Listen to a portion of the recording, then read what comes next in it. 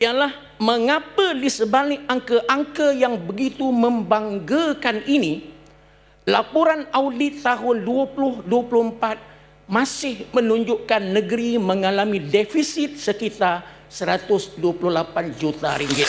Alhamdulillah, wassalatu wassalamu ala Rasulillah wa ala alihi wa sahbihi ajma'in wa ba'du. Terima kasih YB Speaker kerana memberi ruang kepada saya untuk turut sama mengambil bahagian dalam perbahasan menjunjung kasih titah diraja. Terlebih dahulu saya merafak sembah menjunjung kasih atas titah yang telah dizahirkan oleh Bawah Duli Paduka Mulia Tengku Mahkota Pahang yang syarat dengan peringatan, teguran serta harapan terhadap hala tuju pentadbiran negeri dan kesejahteraan rakyat. Saya juga ingin merakamkan penghargaan kepada kerajaan negeri, khususnya yang amat berhormat Menteri Besar Pahang, ahli-ahli Majlis Mesyuarat Kerajaan Negeri, penjawat awam serta seluruh pihak yang terlibat dalam pentadbiran negeri sehingga berjaya merekodkan kutipan hasil negeri melebihi 1 bilion pada tahun 2025. Pencapaian ini sememangnya wajar dihargai. Namun pada masa yang sama, kejayaan tersebut juga datang bersama tanggungjawab yang besar untuk memastikan hasil dan pertumbuhan ekonomi negeri benar-benar dapat dirasai manfaatnya oleh seluruh rakyat di negeri Pahang. YB Speaker, saya mengambil maklum beberapa pencapaian ekonomi negeri yang disebut dalam titah. Antaranya pertumbuhan KDNK negeri sebanyak 5.7% pada tahun 2024 dengan nilai ekonomi mencecah 68 bilion ringgit. Peningkatan ekonomi negeri sebanyak 23% sejak tahun 2019. Kejayaan menarik pelaburan komited 18.04 bilion ringgit serta sumbangan syarikat berkaitan kerajaan negeri sebanyak 3.16 bilion ringgit kepada ekonomi negeri. Namun persoalan yang perlu dijawab oleh pihak kerajaan ialah mengapa di sebalik angka-angka yang begitu membanggakan ini, laporan audit tahun 2024 masih menunjukkan negeri mengalami defisit sekitar 128 juta ringgit. Inilah yang dibimbangi rakyat. Takut-takut kita terlalu gairah meraihkan angka pertumbuhan ekonomi tetapi gagal memperkukuhkan asas keuangan negeri. Kalau ekonomi berkembang, pelaburan meningkat dan GLC turut mencatat sumbangan berbilion ringgit, maka rakyat sudah tentu mengharapkan kedudukan keuangan negeri menjadi lebih sihat, hutang dapat dikurangkan dan rizab negeri dapat diperkasakan. Jangan nanti kerajaan hanya pandai mengumumkan angka besar di pentas sidang tetapi akhirnya rakyat tetap melihat defisit terus berlaku dari tahun ke tahun. Sebab itu saya ingin mengingatkan bahawa ukuran sebenar kejayaan kerajaan bukan sekadar angka pertumbuhan ekonomi, tetapi sejauh mana hasil pertumbuhan itu diterjemahkan kepada kekuatan keuangan negeri dan kesejahteraan rakyat secara menyeluruh. Kita tidak mahu tahun 2025 mengulangi defisit 2024. YB Speaker, saya tidak menafikan bahawa ada bantuan yang disalurkan di kawasan pembangkang melalui penyelaras DUN, termasuk peruntukan bakul makanan sebanyak RM15,000 seminggu yang disebut dalam titah tuanku. Namun persoalannya ialah mengapa wakil rakyat yang dipilih secara sah oleh rakyat melalui pilihan raya diketepikan daripada saluran rasmi bantuan kerajaan negeri? Penyelaras DUN bukan wakil yang dipilih oleh rakyat dalam pilihan raya. Sedangkan ahli Dewan Negeri dipilih secara langsung oleh rakyat untuk mewakili kawasan mereka di Dewan yang mulia ini. Sebab itu saya berpandangan bahawa pendekatan yang lebih matang dan demokratik ialah kerajaan menyalurkan peruntukan secara adil ke semua wakil rakyat tanpa mengira politik. Tak boleh 15,000 pun, boleh 5,000, okeylah juga, insya-Allah. Ini bukan soal kepentingan politik mana-mana pihak, tetapi soal menghormati mandat rakyat dan memastikan bantuan dapat disampaikan dengan lebih tersusun, telus dan berkesan. Kalau kerajaan benar-benar yakin dengan prinsip keadilan dan demokrasi, maka tidak ada sebab wakil rakyat pembangkang terus diketepikan dalam soal peruntukan dan bantuan rakyat. Allah peringatkan, i'dilu huwa aqrabu lit-taqwa. Berlaku adillah kerana ia lebih dekat kepada takwa. Okey. Saya tak habis kita saya tak habis cakap lagi, Bangun. Allah Subhanahu Wa Taala, i'dilu fa innahu aqrabu lit-taqwa. Bersikap adillah kerana ia sangat dekat dengan nilai-nilai ketakwaan kepada Allah Subhanahu Wa Taala. Isu apabila kerajaan negeri menyediakan sesuatu peruntukan kepada rakyat adalah untuk rakyat. Siapa yang menyampaikan itu tidak menjadi isu pertikaian sebenarnya. Tok Empat ke nak menyampai, Tok Penghulu ke nak menyampai, ataupun Syed Ebra ke nak menyampai, terserah kepada Yang Amat Berhormat Menteri Besar. Kalau speaker, kalau speaker negeri, nyampai boleh? Kalau speaker berminat. Dan kalau Yang Amat speaker Berhormat, tak berminat. Dia sekarang ni Yang Amat Berhormat Datuk Seri yang bertanggungjawab adalah Ketua Kerajaan, Yang Amat Berhormat Menteri Besar. Kemudian dia nak wakil ke siapa? Kita tak boleh nak pertikaikan. Itu hak yang ada pada tangan dia. Yang penting barang itu sampai tak ke al-mursal ilaihi, yang nak dihantarkan. Deliver ke tak deliver? Dah kalam Arabia. Sama erti dengan deliver ke tak deliver barang tu. Sampai ke tak sampai dengan izin Datuk Seri Speaker. Rakyat dapat tak menjamah nikmat kemakmuran negeri ni. Rakyat dapat tak mengasai. Bukan Syed Ebra tu dapat tak menyampai. Apa pentingnya Syed Ebra menyampai kalau barang tu tak sampai ke orang? Ataupun Syed Ebra menyampai, Syed Ebra sibuk-sibuk mengata, inilah barang saya. Saya letak pula gambar saya besar-besar situ. Tak ada mana. Datuk Seri Speaker, kita bincanglah benda yang lebih memakmurkan rakyat daripada benda yang memikirkan tentang kepentingan kita, popular ataupun tak popular. Jadi benda ini yang dimaksudkan oleh Kebawah Duli Paduka Mulia Tengku Mahkota Pahang, supaya pembangkang menjadikan keseimbangan Dewan ini untuk memikirkan kepentingan orang ramai, bukan kepentingan kita sampai tak sampai kepada orang. Orang jengka tu mengasa. Lepas tu pergilah pula ada jengka. Sekarang ni runut orang dapat dah, tak dapat. Baru sedap cerita dalam Dewan ni. Kalau orang tu dah dapat, kita nak cerita benda orang dah dapat sampai bila? Terima kasih Tok Sri Speaker. Boleh sambung? Wakil boleh jengka. Ayat tak habis lagi. Dah masuklah. Ayat tak habis lagi. Dia bangun tak minta kebenaran. Tapi itu kuasa speaker. Yalah, sajalah. Kita tengah berucap, tak ada habis berucap lagi, bangun dah. Tak apa.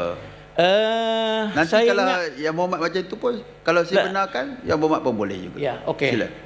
Saya ingat Kerbau silap memahami ucapan saya.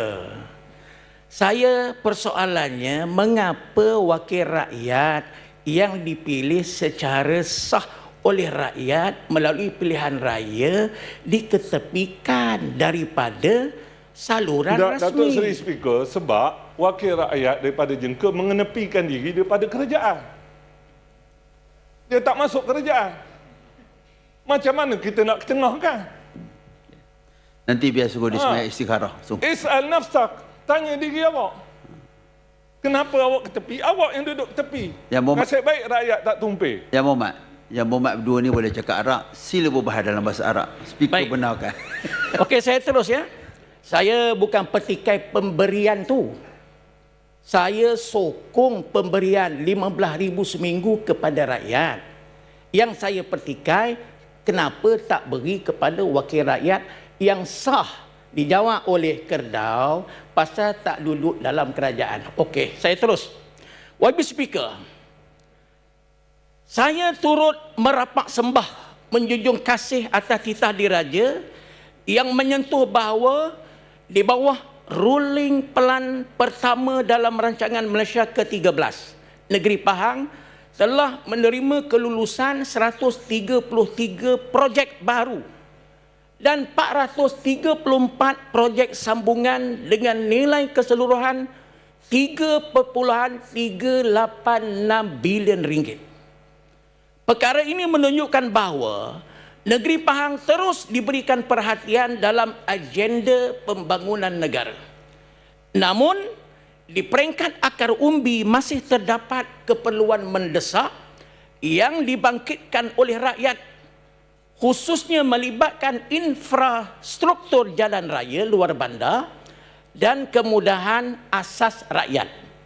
Antaranya,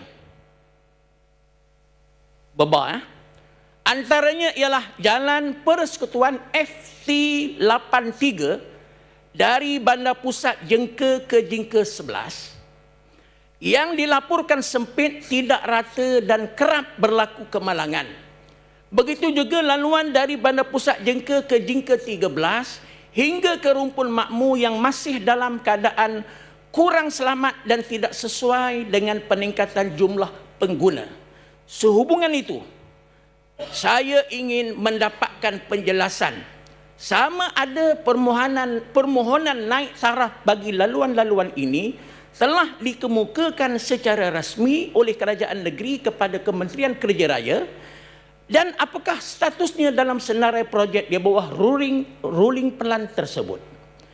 Jika belum, apakah justifikasi kelewatan tersebut sedangkan ia melibatkan keselamatan dan keperluan asas rakyat di kawasan luar bandar? Boba jawab dalam penggulungan, bukan sini ya. Tak, Dek. Minta Datuk Seri Speaker. Saya Yang Muhammad Jengka, kalau sekiranya dia nak bagi penjelasan, saya benarkan. Boleh lah. Sebab itu tujuannya ada kajian. Kalau tak, yang Muhammad cakap seorang, kajian ni semua keluar. Dia nak bagi penjelasan ketika itu. Sebab kadang-kadang apabila bagi penjelasan semasa penggulungan, orang pun dah lupa isu tersebut. Sila jawab, wakil kajian. Saya nak menjernihkan keadaan je, Speaker. Ni kalah. Bukan nak gaduh. Jengka tak percaya takut. Ni yang sebenarnya.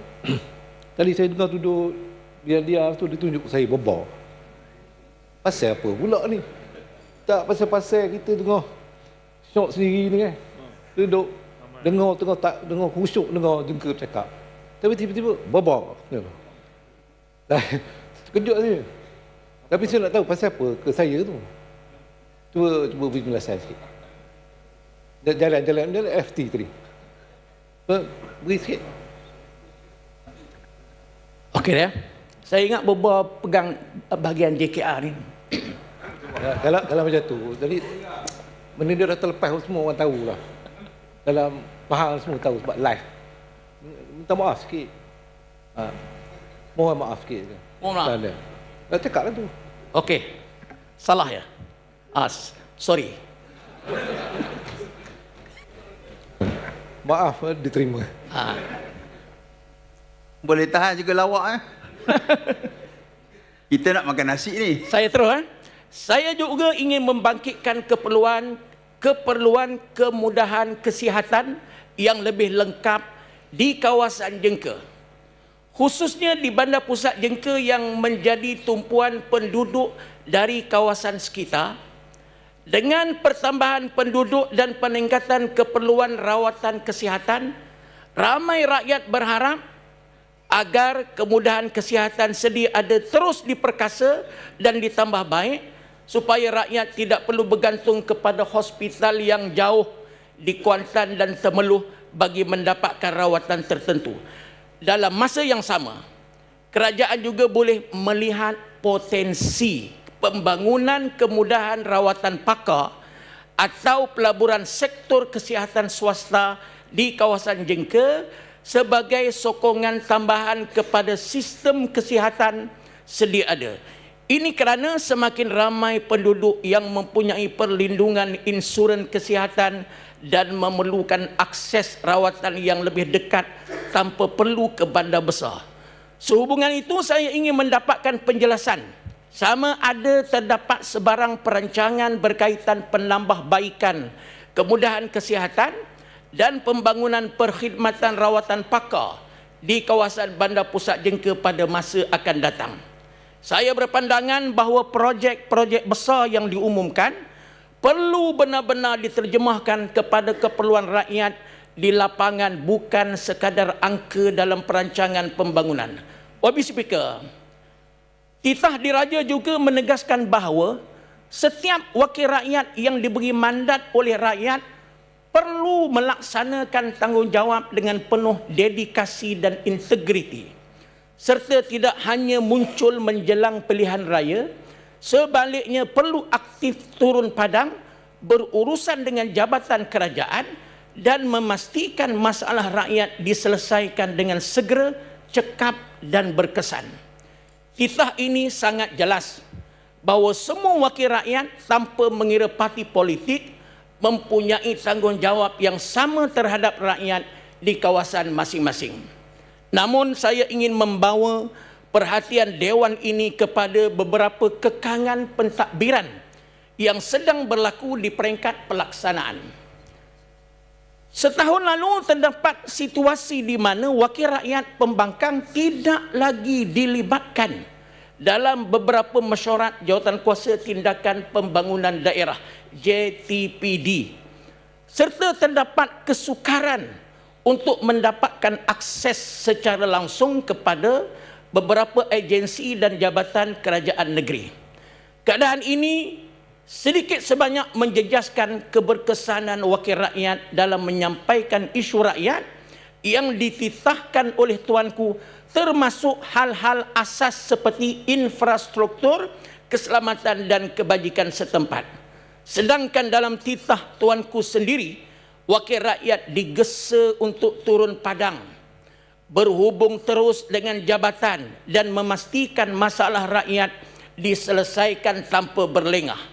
Oleh itu saya berpandangan bahawa semua dasar dan amalan pentadbiran perlu diselaraskan semula agar selari dengan semangat titah diraja, supaya wakil rakyat... Saya mau izin sekali lagi. Saya benarkan. Tuan Sri Speaker, apa isunya tu? Bangkitlah ni dalam Dewan. Hai rakyat ni. Betul. Bangkitlah. Longkang ke? Masjid bocor ke? Apa namanya... api elektrik tak ada ke? Hari raya kemarin air tak sampai. Ke? Ceritalah. Sebut je tak boleh mensyarat, masalahnya tak ada juga. Cerita ke masalahnya, jangan berbangkit-ungkit gitu. Jadi macam bisa tak pecah. Datuk Seri Speaker. Jadi dia bisa. Cerita benda isunya yang nak dibangkit dalam tindakan tu. Ini tindakan negeri, bukan tindakan daerah ni. Lagi berkesan kalau kita sebut dalam ni. Terima kasih, Datuk Seri Speaker. Okay. Boleh saya mencelah sikit, Speaker? Saya rasa apa yang dibangkitkan oleh Wakil Kedah ni tak tepat. Apa yang dimaksudkan adalah Jawatankuasa Tindakan Pembangunan Daerah ini adalah berkaitan dengan pembangunan setempat. Jadi kalau ada perkara yang perlu diselesaikan segera, nak tunggu sidang kita setahun 2 kali. Jadi macam mana kita nak bangkitkan di sini? Sebab itu kita harap supaya diberikan akses kepada kami secara ruang yang baik supaya kami boleh menyuarakan segera. Datuk Seri Speaker, akses tak semestinya ada ke dalam mesyuarat, Datuk Seri Speaker. Sebab tu, akses kita boleh hantar secara surat menyurat. Boleh kita hantar jumpa secara bersemuka. Saya Datuk Seri Speaker. Datuk Seri Speaker, saya banyak kali saya tak ada mesyuarat tindakan daerah kerana banyak terlibat di peringkat negeri. Bila ada isu di kawasan, Saya jemput. Sebab itu, berkaitan Datuk Seri dengan Speaker. longkang, saya jemput JPS.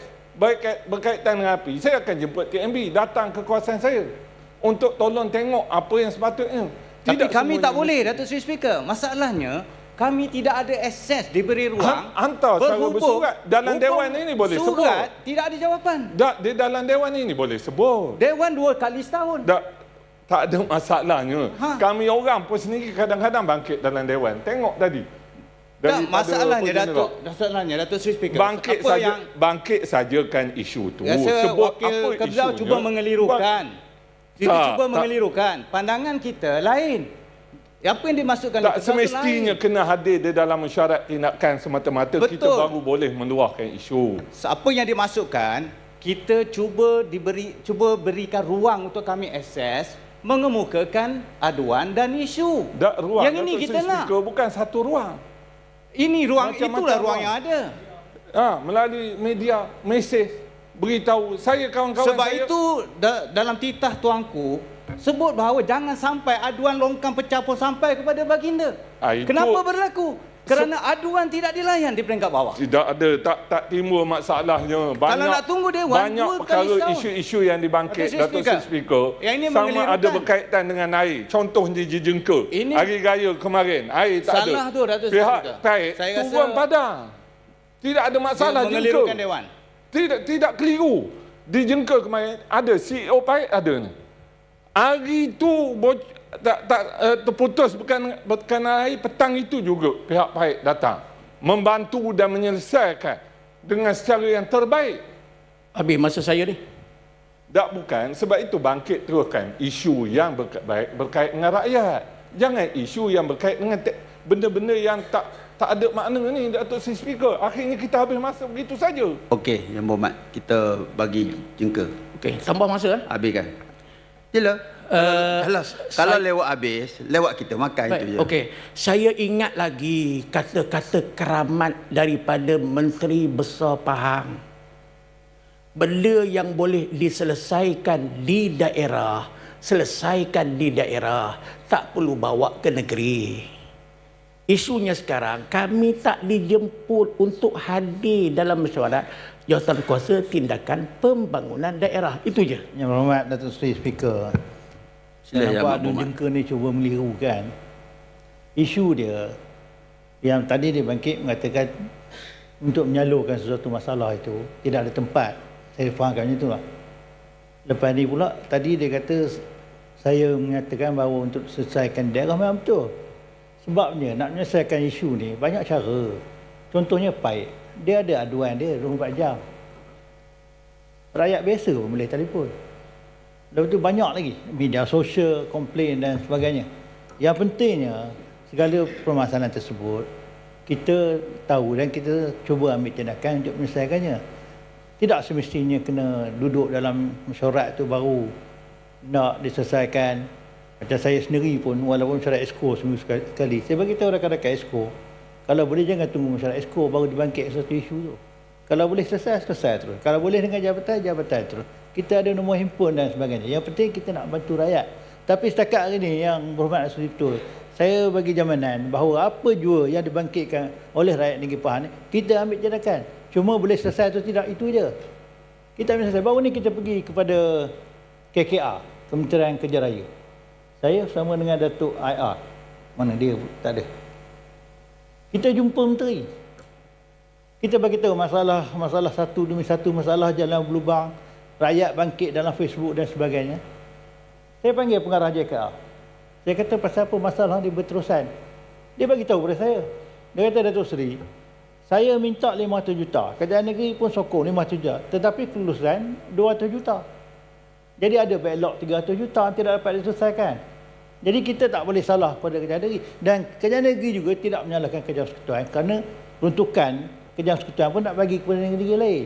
Semua itu adalah dalam tindakan kita. Jadi baru ni, selain daripada jalan, kita juga bagi tahu kepada menteri, banyak yang kerajaan negeri Pahang minta wish list yang kita minta diberi keutamaan. Sebenarnya ini adalah satu proses yang tidak habis, yang Muhammad ada jengka. Jadi jangan bimbang. Pasal akses tu kalau nak jadikan alasan, memang itu alasan. Tetapi untuk menyampaikan permasalahan rakyat, banyak cara yang boleh kita buat. Ya, banyak cara yang boleh kita buat. Lebih-lebih lagi dengan teknologi moden sekarang ni, dengan AI dan sebagainya. InsyaAllah kerajaan negeri akan ambil perhatian. Malahan masalah yang dikemukakan dalam ini pun kadang-kadang ada pegawai saya hantar kepada saya, itu pun kita ambil tindakan. Tetapi ada benda yang kadang-kadang kalau Yang Berhormat minta dengan saya 1,000, mungkin saya tak boleh bagi. Tapi kalau Yang Berhormat minta 50, hari ni saya boleh bagi. Jadi maksud dia macam itulah. Ada yang di dalam kawalan, ada yang di luar kawalan. Terima kasih, Mr. Speaker. Lapor. Teruskan. Okey, Saya nak tambah sikit. Saya rasa mesyuarat tindakan daerah ni adalah tempat yang paling efektif pada kami ni wakil-wakil rakyat untuk menyelesaikan masalah di kawasan. Sebab setiap kali kita bermesyuarat, kita ada catat meeting minute kan, meeting minute. Jadi meeting minute tu boleh dibawa ke meeting yang akan datang. Jadi kalau masalah tak selesai, jadi pihak kerajaan boleh mengambil tindakan seterusnya. Banyak perkara yang sebagai contoh, saya mengutarakan masalah di kawasan saya lah, Yang Berhormat. Ini nanti masa Yang Berhormat nanti bucak lah. Tak, cuma saya nak bagi tahu itulah. Mesyuarat tindakan daerah tu adalah paling efektif untuk menyelesaikan masalah rakyat. Saya harap pihak kerajaan ambil maklum. Wakil daripada Jengka, Satu poin sambung ni. dah habiskan. Tak, tinggal satu poin lagi. Sebab Jadi lepas 1:07 minit masuk. Ya, nanti Johor. lepas ni saya masih Yang Berhormat. Antara isu besar yang disentuh dalam titah diraja ialah usaha kerajaan negeri untuk menambah hasil negeri melalui aktiviti seperti ekspor pasir sungai, yang pada ketika ini tidak lagi dibenarkan oleh kerajaan pusat. Apabila perkara ini dizahirkan sendiri dalam titah diraja, saya melihat ia sebagai satu perkara yang wajar diberikan perhatian serius oleh Dewan ini. Saya memahami bahawa kerajaan persekutuan tentunya mempunyai pertimbangan tertentu, termasuk aspek kawalan sumber alam, alam sekitar dan pengurusan sumber negara, sehingga menyebabkan aktiviti tersebut tidak lagi dibenarkan seperti sebelum ini. Dalam masa yang sama, saya memahami kebimbangan yang dizahirkan oleh titah tuanku bahawa negeri Pahang mempunyai potensi sumber yang boleh membantu menambah hasil negeri jika diurus secara terkawal dan bertanggungjawab. Namun saya berharap kerajaan negeri mengambil serius segala teguran berkaitan ketirisan, penguatkuasaan, hakisan sungai dan keselamatan sumber air seperti yang pernah dibangkitkan dalam laporan audit, supaya pengurusan sumber negeri benar-benar dilakukan secara telus, berhemah dan lestari. Apa yang menjadi persoalan rakyat ialah dari Jun 2024 hingga sekarang isu ini masih belum menemui penyelesaian. Sedangkan kerajaan negeri dan kerajaan persekutuan pada hari ini mempunyai ruang rundingan yang lebih baik, insya-Allah. Sebab itu rakyat mengharapkan agar perkara yang dizahirkan dalam titah diraja ini benar-benar diterjemahkan kepada tindakan dan keputusan yang lebih berkesan demi kepentingan negeri Pahang. Saya tutup perbahasan ini dengan merafak sembah, menjunjung kasih serta menzahirkan sokongan penuh terhadap titah diraja ke bawah Duli Paduka Mulia Tengku Mahkota Pahang. Sekian.